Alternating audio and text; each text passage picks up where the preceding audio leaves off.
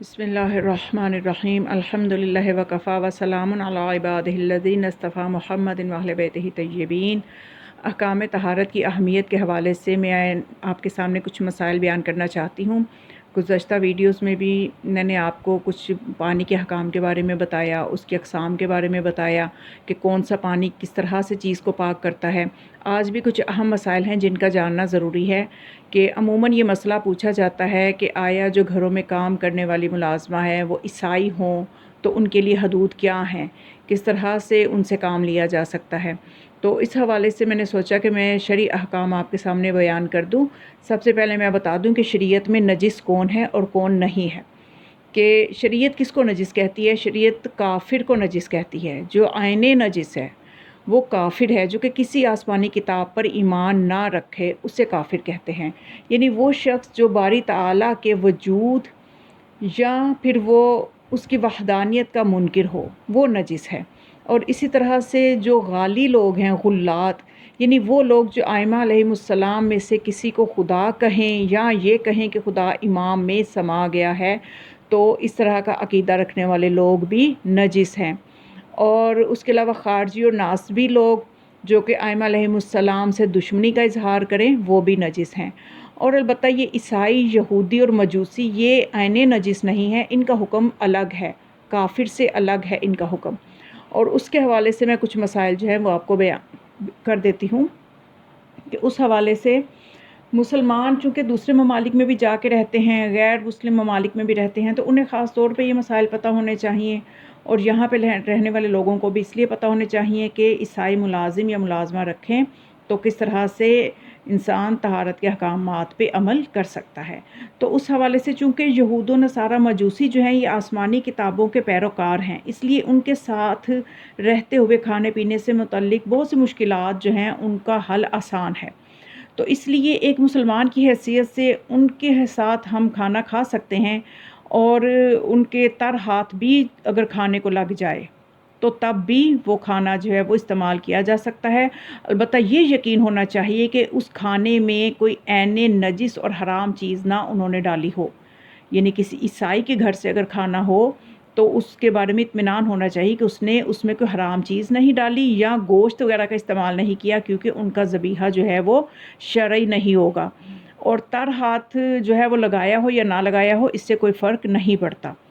کیونکہ عموماً یہ پوچھا جاتا ہے کہ عیسائی ملازمہ سے کپڑے دھلوا سکتے ہیں یا گھر کے کام کچن کے کروا سکتے ہیں، یہ مسئلہ بہت زیادہ پوچھا جاتا ہے۔ تو اس کا حل بھی پھر ہمیں مل جاتا ہے کہ اس میں کوئی حرج نہیں ہے، کیونکہ عیسائی جو ہیں وہ اہل کتاب ہیں۔ اور تر ہاتھ کی میں اس لیے بات کر رہی ہوں کیونکہ شریعت میں کوئی چیز نجس تب ہوتی ہے کہ جب وہ تر ہو، یعنی اگر دو چیزیں ہیں ان میں سے ایک نجس ہے اور ایک پاک ہے، اور اگر وہ دونوں خشک ہیں اور اگر وہ آپس میں ایک دوسرے سے چھو جائیں تو دونوں چیزیں پاک ہی رہیں گی۔ البتہ ان میں سے اگر کوئی ایک گیلی ہو، چاہے وہ نجس چیز گیلی ہو چاہے وہ پاک چیز گیلی ہو، اگر وہ آپس میں اور تری اتنی زیادہ ہو کہ سرایت کرے دوسری میں،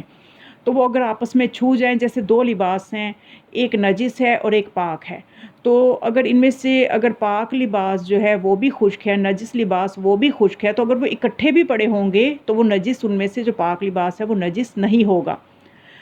تو اسی طرح نجس اس وقت ہوگا کہ جب پاک لباس گیلا ہو یا نجس لباس گیلا ہو، ان میں سے کوئی ایک گیلا ہو یا دونوں گیلے ہوں۔ پھر اگر وہ اکٹھے ایک جگہ پڑے ہوں گے اور ایک دوسرے کے ساتھ اگر وہ اکٹھے رکھے ہوں گے تو پھر وہ پاک لباس بھی نجس ہو جائے گا، اس لیے کہ گیلے ہونے کی وجہ سے نجاست جو ہے وہ دوسرے لباس تک سرایت کر جائے گی، جذب ہو جائے گی اس میں۔ تو گیلا ہونا شرط ہے، شرعی نقطہ نظر سے کسی پاک چیز کا نجس ہونا اس وقت ثابت ہوگا کہ جب ان میں سے کوئی ایک چیز گیلی ہو۔ اگر دونوں ہی خشک ہوں تو چاہے اکٹھی بھی پڑی ہوں تو ہرگز بھی نجس نہیں ہوتی۔ تو اسی طرح سے ایک مسلمان کو یہ حق پہنچتا ہے کہ وہ اہل کتاب کے علاوہ دوسرے کافروں کے ہاتھ کا بنا ہوا بھی کھانا کھا سکتا ہے۔ دیکھیں شریعت میں کتنی گنجائش ہے، ہم اپنے لیے خود مشکلات پیدا کر لیتے ہیں،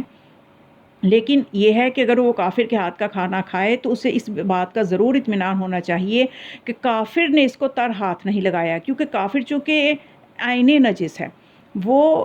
اہل کتاب نہیں ہے، وہ کسی آسمانی کتاب پہ یقین نہیں رکھتا، کسی آسمانی دین پہ اس کا یقین نہیں ہے، تو اس لیے اس کا تر ہاتھ جو ہے وہ نہیں لگنا چاہیے کھانے کو۔ ہاں البتہ اس سے یہ یقین اگر مسلمان کو ہو جائے تو پھر وہ کافر کا بھی کھانا بنا ہوا کھا سکتا ہے، کہ اگر اس نے تر ہاتھ نہیں لگے۔ جیسے ہوتا ہے نا کہ کھانا اگر پکایا تو گلو پہن کے پکاتے ہیں،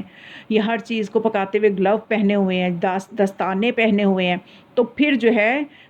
کھانے کو استعمال کیا جا سکتا ہے۔ البتہ اس میں گوشت کا استعمال نہ ہوا ہو یا شراب کا استعمال، کیونکہ گوشت میں نے آپ کو ذکر کیا کہ وہ ذبیحہ جو ہے وہ شرعاً ٹھیک نہیں ہوگا۔ تو یہ وہ ایک مسئلہ تھا جس کو کہ بہت پوچھا گیا تھا، تو اس لیے میں نے اس کی وضاحت کر دی ہے کہ عیسائی ملازم یا ملازمہ کو رکھ سکتے ہیں ہی نہیں، یا کافر جو ہے اس کے حوالے سے کہ وہ آسمانی مذہب پہ یقین نہیں رکھتے تو اس لیے وہ عین نجس ہیں۔ اور اس کے علاوہ غلات، یہ جو غالی حضرات جو مجالس میں آپ جو ہے احتیاط سے واہ واہ جو ہے کیا کریں، اس لیے کہ وہ ایسی کوئی بات بیان کر جاتے ہیں، بعض اوقات شاعری میں اور لفاظی میں ایسے الفاظ استعمال کر لیتے ہیں کہ جن میں جو ہے ائمہ علیہم السلام کے بارے میں بہت ہی زیادہ ایسی باتیں کر جاتے ہیں کہ جو عقیدے کے لحاظ سے درست نہیں ہوتی، تو انسان اس داد دینے میں بھی اس گناہ میں شریک ہو جاتا ہے۔ تو اس لیے ان چیزوں کا لحاظ رکھیں۔ تو یہ وہ مسئلہ تھا، اس کو آپ خود بھی سبسکرائب کریں میرے چینل کو، اور دوسرے اپنے عزیز رشتہ داروں میں بھی اور اپنے گروپس میں بھی شیئر کریں، تاکہ یہ علمی مسائل ہر ایک تک پہنچ سکیں اور علم کے پھیلانے میں آپ بھی حصہ دار بن جائیں۔ وسلام علیکم ورحمۃ اللہ وبرکاتہ۔